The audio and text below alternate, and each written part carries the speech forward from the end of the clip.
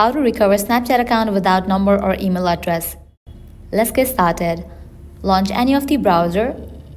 Now type in support.snapchat.com and then search for it.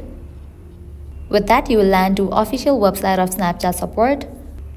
Now at the top right, you will find 3 bars. Click on it. Click on the option Contact Us.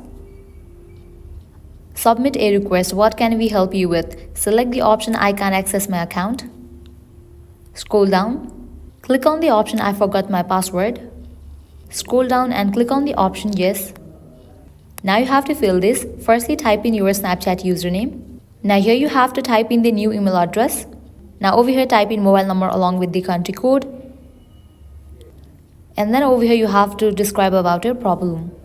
You can just explain in the similar way as I have done it. Make sure to mention your new email address.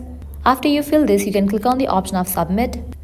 After you submit the request within 24 hours or after a few days, you'll get response from Snapchat support through the email address that you have entered.